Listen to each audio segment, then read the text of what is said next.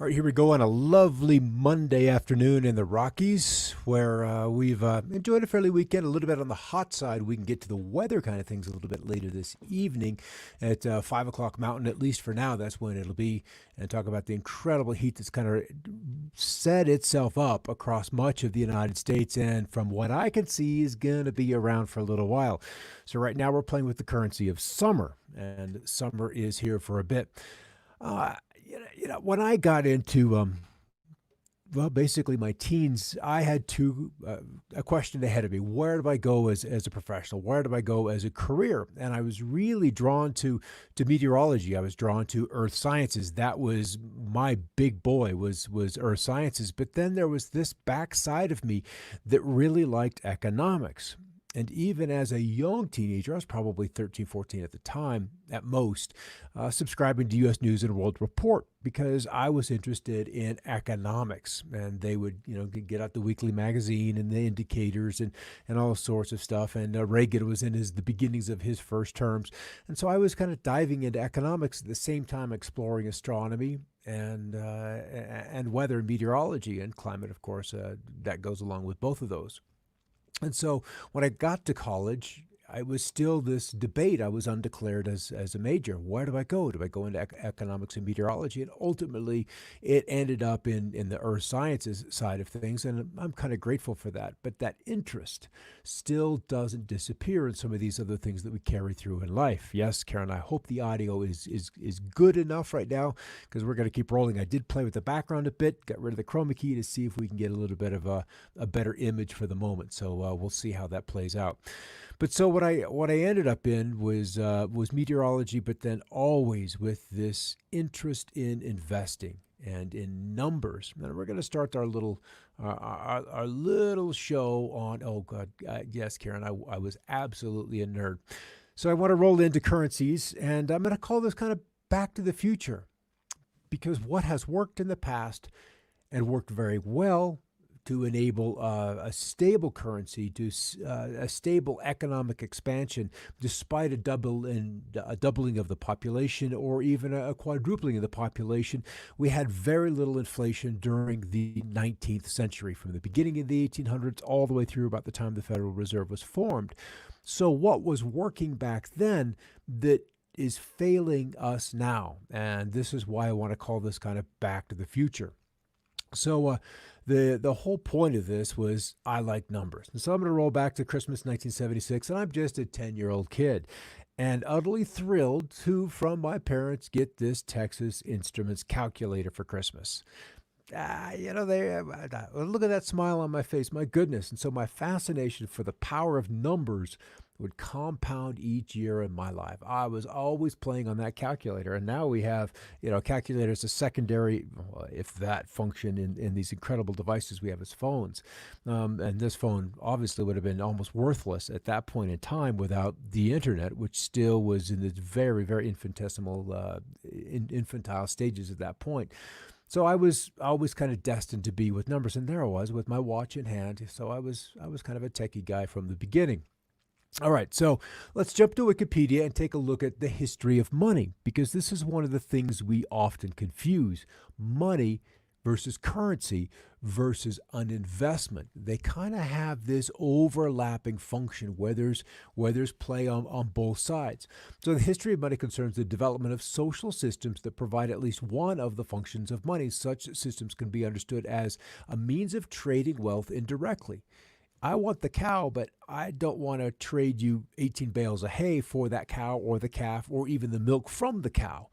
That would have been directly as barter. Money was a mechanism that could facilitate this process without actually having to, at that moment, exchange those goods for the barter. So money can take the physical form as coins or notes, or may even exist as a written or an electronic account. And it may have intrinsic value as a commodity money, and therefore be legally exchangeable for something with intrinsic value. So I have got paper and I want a Coca-Cola. So I'm going to exchange something of value, which would be the Coca-Cola, versus something that is without value, that being the paper. But we agree that it has value, so that exchange can go forth. So we want it, we need it, and money makes the world go around. But then what is it? So I started my interest in money, in investing. That same Christmas back in 1976, my grandparents were Canadian, and so they would drive down, and I was in Idaho at the time. So my grandfather gave me a coin collecting kit that it's kickstarted my interest in money, the types of money, and saving. And saving, from my grandfather's perspective, was about making smart investments, because I don't believe he was so much a saver of, say, currency, if you will. He liked bare land. He would find a city, or in this particular case, a city he was moving to, and look for land that a developer in time would come along and then offer him a rate above what he paid for it. And that was Grandpa's favorite kind of investing. And I think he did that because he was an architect by trade. And so that was part of his business. As an architect, you're going with the developer and you're looking for land. So that was how he enjoyed investing. And I know that he struggled with that because property can tend to be illiquid in times of economic distress, because what is used to buy property is typically debt. You've got to qualify for a loan, show a use, and then the bank will front you the money, knowing that, or hoping that, or trusting that you can pay that money back.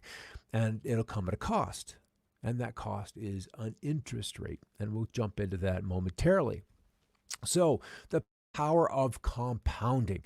This example shows how the earlier person begins to save for retirement, the more time that money has to grow. And I'm going to jump back right to Scott at 10 years old with a calculator. And I liked my calculator because I could figure out how much money I would earn just by savings. And in this particular example, investor one starts here at 25 years old, sets aside $5,000 per year, and that was about a car payment, a very expensive car payment for a 25-year-old for 10 years. And then after the conclusion of the 10 years, or the ninth year, no investments further were required. And to me, as a teenager, this had great appeal. That if you could earn 5, 6, 7, 8% and do it young, that you would have a fancy, nice little nest egg available for you as you reach retirement. And if I could start at 25, about the time you get out of college, set some money aside, and 8% interest, boom, we're golden. So with my calculator in hand, I began plotting my financial future with the power of compound interest and my youth. What was completely unknown to me, at least at this age, was my income, what my expenses would be, and any idea of what life's future events would hold.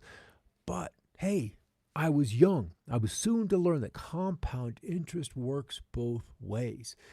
So in college, certainly not able to save $5,000 a year. That was a lot of money. That was 4 terms of college expenses, including books in the middle 1980s. But at 21, a junior in college, I secured my first car loan. And with that, I ended up not earning compound interest, but paying compound interest.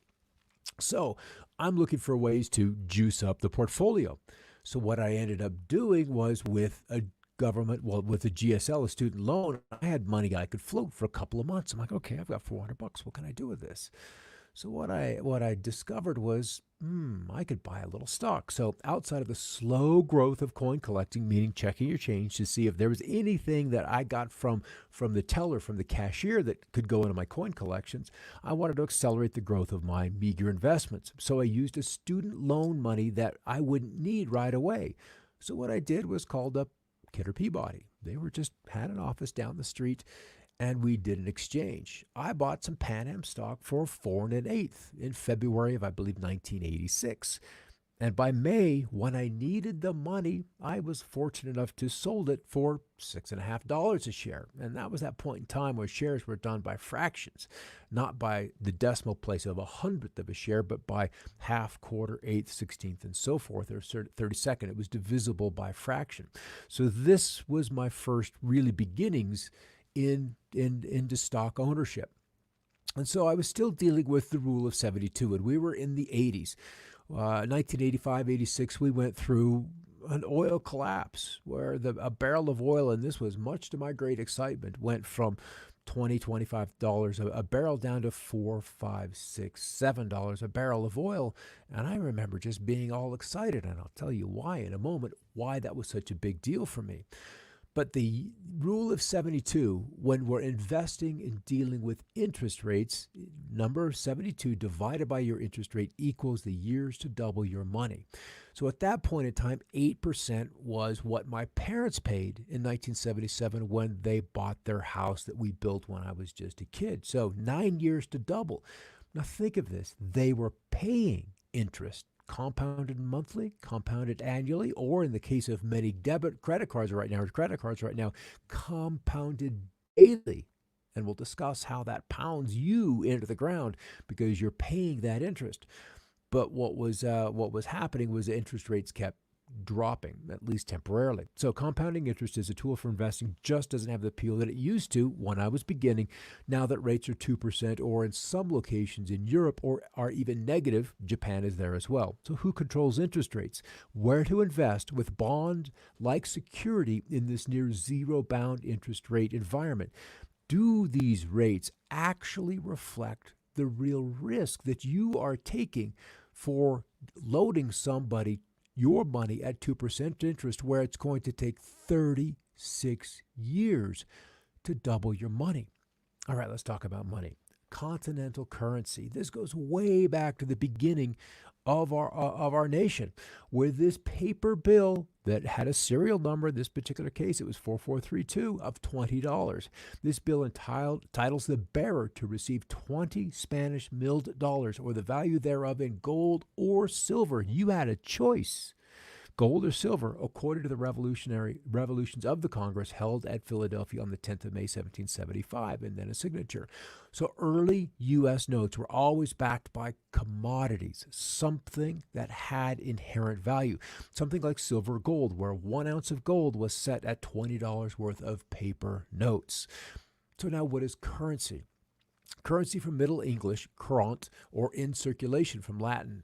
The most specific sense is money in any form when in use or circulation is a medium of exchange, especially circulating banknotes and coins. A more general definition is that a currency is a system of money or monetary units in common use, especially for people in a specific nation. Under this definition, the U.S. dollars, euros, Japanese yen, or pound sterling are examples of currencies. These various currencies are recognized as stores of value. But are they? But they are traded between nations in foreign exchange markets, forex markets, which determine the relative values of the different currencies. Currencies in this sense are defined by governments, and each type has its limited boundaries of acceptance. And this becomes a big thing as we begin the 21st century. Other definitions of currency are discussed in their respective synonyms, such as banknotes, coin, and money. And now, as we've come into this century, digital currency has arisen with the popularity of computers and the internet. Whether digital currencies and notes will successfully be developed remains doubtful. Believe it or not, this Wikipedia footnote is nearly 20 years old. So this reference is as old as this century. So fiat money, and we kind of have to discuss fiat. Fiat is money that the government guarantees as legal tender. It's a government guarantee. Fiat money derives its value from government regulation or law. So fiat money has no intrinsic worth. What it is printed on is typically worthless, versus commodity money, which we talked about with that continental currency note, where that note, that particular piece of paper, had a guaranteed value that you could decide whether to take out of that currency note of gold or silver. So inflation, this becomes a very interesting thing, and how I got introduced to inflation. I remember as my dad, a school teacher and a coach, filling up the family car with gasoline in 1979. At the time, the states were enduring a second oil embargo crisis, and this ensured an inflationary stock, because when the cost of energy goes up, Therefore, everything that uses energy, which is almost everything in the current in our economy, also goes up. And I remember Dad being in distress because a $20 bill was used to fill the tank. But now with gas surging past 79 cents a gallon, that $20 bill did not fill up the family station wagon, nor did he have any change left over. So now that needle doesn't quite touch full, and there's nothing left to go back in the pocket once you leave the pump. So this was how I was introduced to inflation. So the word inflation originally applied solely to the quantity of money. It meant that the volume of money was inflated, was blown up or overextended. And then to suggest that inflation means a rise in prices, like we just described with gasoline, is to deflect attention away from the real cause and the real cure for inflation, meaning that there's just more dollars out there looking for a place to go, looking for an investment, usually into a hard asset. So more dollars mean each dollar is worth less. So if you have $1 million versus $1 billion, that $1 billion is going to go bid up the value of those necessities of life that we need to live. And an example, just the price of bread. As it climbs through, it's hard to go to the grocery store just even last week and find a nice loaf of bread that isn't approaching or have already crossed $5 per loaf. So fiat money in 1963, and this was President Kennedy, the words "will pay to the bearer on demand" were removed from all newly issued Federal Reserve notes in silver payable to the bearer on demand. Remember, when silver left our pockets, when the last silver dime was struck, when the last silver dollar was struck, when the last silver quarter came out of the United States Mint, 1963 and 64. So I ask, how long would the nation's silver supply endure if all of us demanded an exchange of the fiat presently in our pockets be converted into a hard monetary asset, a hard asset like silver? Would the price of silver rocket, or would the game of musical chairs, where the last to redeem their fiat would simply be left empty-handed? Both would probably be true. So we have to go back in time just a little bit to the Nixon shock. And I didn't really realize that this is what it was called, but with the power of hindsight, this is what it is. Nixon shock was a series of economic measures taken by United States President Nixon in 1971 in response to increasing inflation. And I find it interesting that inflation in 71 was still sub 6%. And we've gone through so many adjustments in how the United States measures inflation. We have taken out the cost of energy. We have taken out the cost of healthcare. We have taken out the cost of housing to then determine a core rate of inflation.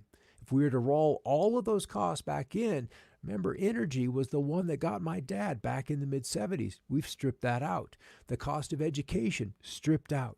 And we're left with food and other somewhat basic necessities as a measure of inflation to goal seek how much let's say the tied-in cost of, say, Social Security then has to give back to those participants. So if the rate of inflation is 2%, then the Social Security Administration only has to give a 2% raise to those beneficiaries versus maybe 6% if all of our true costs were rolled into the cost of inflation. But back to the Nixon shock. So what they tried to do, and with the increasing inflation, was the most significant word, was to freeze the cost of goods, to then increase surcharges on imports and the unilateral cancellation of the direct international convertibility of the United States dollar to gold. Remember, in 1963, we canceled Americans' ability to exchange our dollars for silver, and it was less than a decade before we withdrew that right of other nations who had collected our currency to then exchange it for gold. And this formally abolished the Bretton Woods system. So the single Nixon shock allowed unlimited amounts of money to then be introduced into the system. This money that went chasing for assets. So if we go back and take a little bit of history, what Bretton Woods did was allow America, who had become the world's manufacturing base. But as that happened, we had ended up buying German and Japanese goods, allowing their economies to recover after the war. In France, the Bretton Woods system was called Americans' exorbitant privilege as a result of the asymmetric financial system where non-U.S. citizens see themselves supporting American standard of living and subsidizing American multinational companies. And as the American economist Barry Eirichgren summarized, it only costs a few cents for the Bureau of Engraving and Printing to produce a $100 bill, back to the foundations of fiat. But other countries had to pony up $100 of actual goods, mined goods, manufactured goods, goods where, whether it was wine, so grapes, milk, all these other kind of goods had to be gathered to then be sold and then exchanged for a $100 bill. In February 1965, President Charles de Gaulle announced his intention to exchange its U.S. dollar reserves for gold at the official rate. And that would have led to the United States losing its supply of gold, and eventually, instead of recommending a devaluation of the dollar, they simply closed the window whereby these foreign nations could then, hey, here's your dollars back. We want gold. You promised us this gold. We want that. And this was kind of an interesting subnote from Paul Krugman. Believe it or not, the man won a Nobel Prize in '08. And in 20 years later, he called the Nixon era shock. The current world monetary system assigns no special role to gold. Indeed, the Federal Reserve is not obligated to tie the dollar to anything. It can print as much or as little as it deemed appropriate. And that is fascinating to take that point of view. So he's essentially saying the amount of dollars out there has no limits going up or going down. In this move, the country's dollar went from gold backed to being backed by confidence. Simply confidence. All right, so numismatics. This is an interesting topic. It is the study or collection of currency, including coins, tokens, paper money, and related objects. While numismatics are often characterized as students or collectors of coins, the discipline is also introduced to the broader study of money and other payment media used to resolve debts in the exchange of goods. Early money used by people are referred to odd and curious, but the use of other goods in barter exchanges is excluded. So numismatics are bullion. And when I decided I needed, again, to juice the portfolio, I chose bullion because I always sensed that I got a little more from my notes. So instead of buying older numismatics, which would have been gold notes and certainly does have value, I tended to go for the bullion itself. What of value can the fiat currency be exchanged for? What or how can nations redeem large foreign currency account balances we just saw with France? And we have to revisit the Nixon shock, where the massive flow of funds into purchases of corporations and real estate like the Japanese were doing in the 1980s and the Chinese have been doing recently.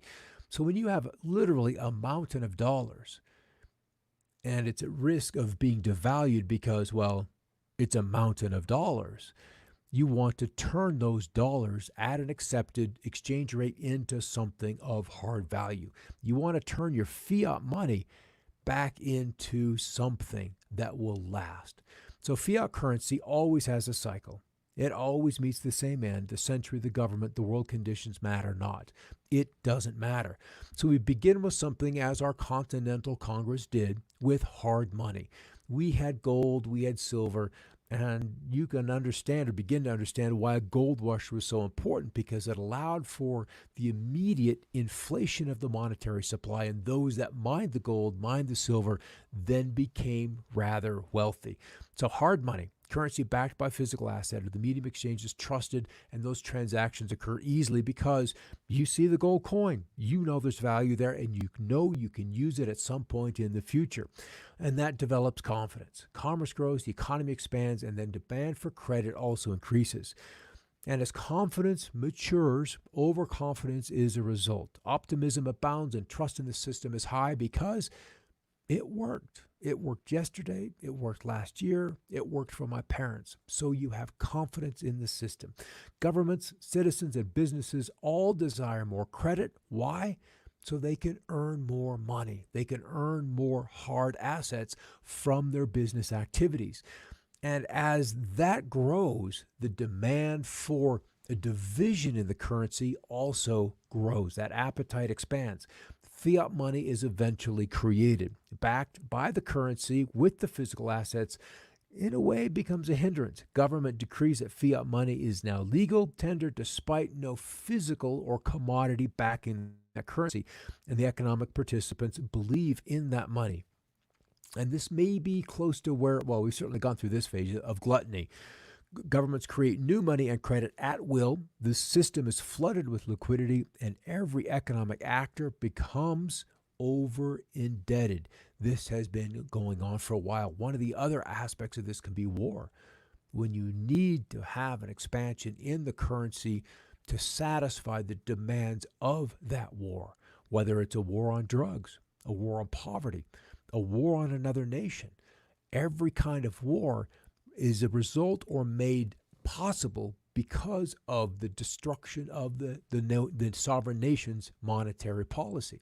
And then gluttony leads to abuse. Demand for cheap credit hits a wall as the government monetizes the debt, meaning it buys it back. We see the Federal Reserve doing this right now, to where the Treasury issues the debt to go out to stimulate the economy. The Federal Reserve buys the debt and sends those dollar bills right back into the Treasury to then send to the people or those that are eligible for such aid.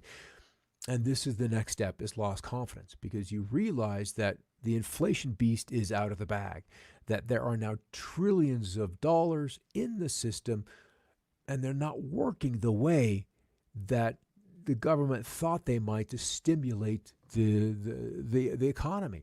So as the debt enters the system, economic growth declines due to excess debt burdens, meaning I don't have the income to pay it off.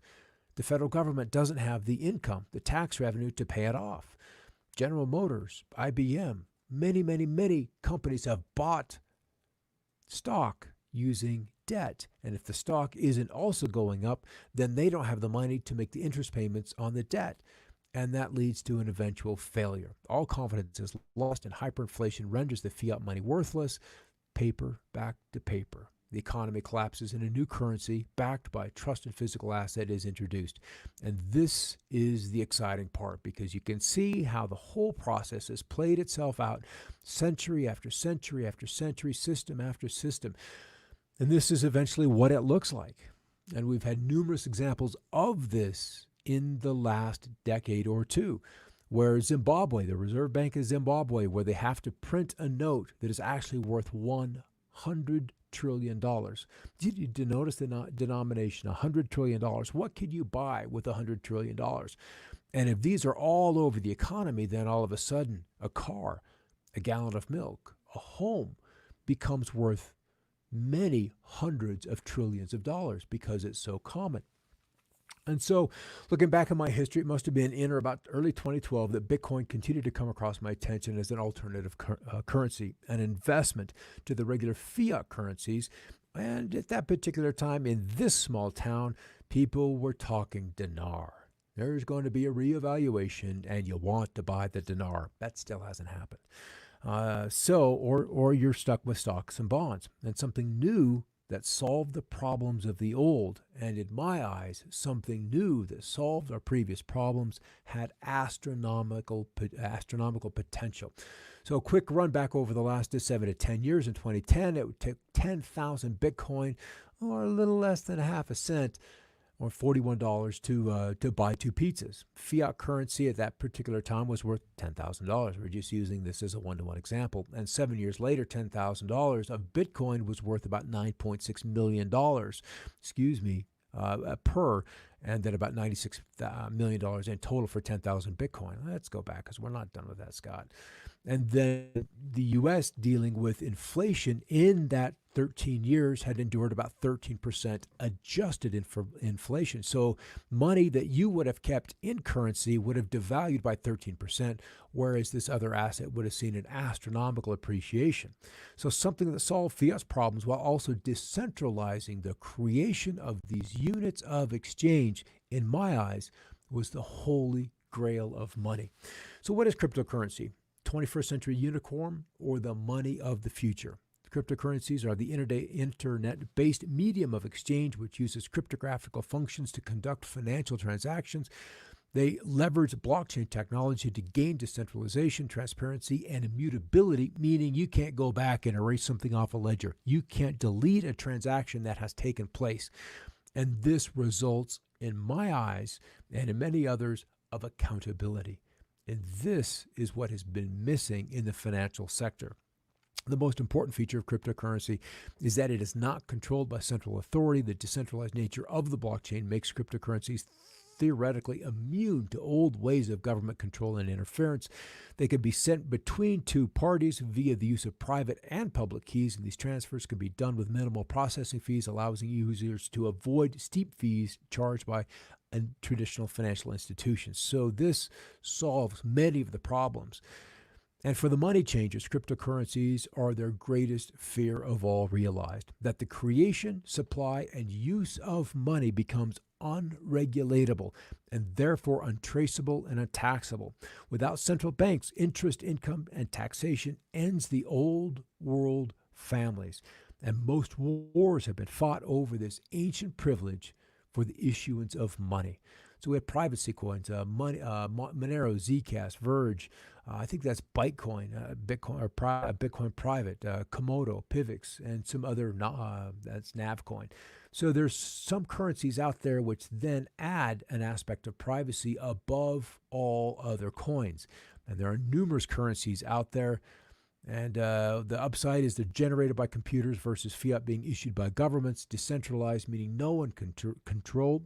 Typically, there's some out there that are less accountable than others, so one would need to use, some good due diligence versus fiat currencies, which are simply centralized and monitored by government, a digital medium of exchange, a physical or electronic medium of exchange, because we have direct deposit, we have ATMs and so forth. Cryptocurrencies typically are limited in supply, although there are some which have codes which do allow them a rate of inflation. And then fiat currencies, of course, and we have learned completely unregulated in that way. So the big question is, and some of the other social issues, is when tech giants begin to dabble into cryptocurrencies to solve the global problem of currency exchanges, including cross-border payments, wild gyrations of sovereign exchange rates, and then also to facilitate in-app payments. A revolution in banking has begun. And it's my sense that this is Facebook's digital currency, that this will eventually be a big player in the time to come.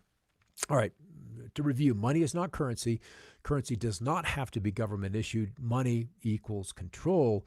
Visible use of money equals control of because they can see what you're doing out there. The use of banking also equals control because you're in the system. And one of the fascinating things that the United States has done is to block out persons, to block out nations, to block out governments from using the fiat money system, the SWIFT system. So this is something that, because of what the U.S. has done, other nations are responding. They're not necessarily adopting cryptos just yet, but they're working on other venues to where they can have exchanges that would supersede, work around, void sanctions. All financial systems blossom, mature, and then decay. And so we need to see, understand, then adopt the likely replacements before the herd arrives. And that will eventually result in pretty great returns.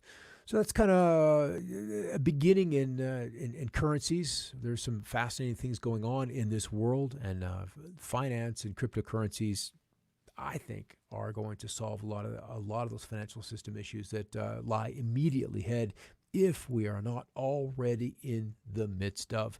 Good to see you guys kind of over there, Vicky, Donald, Charles, and so forth.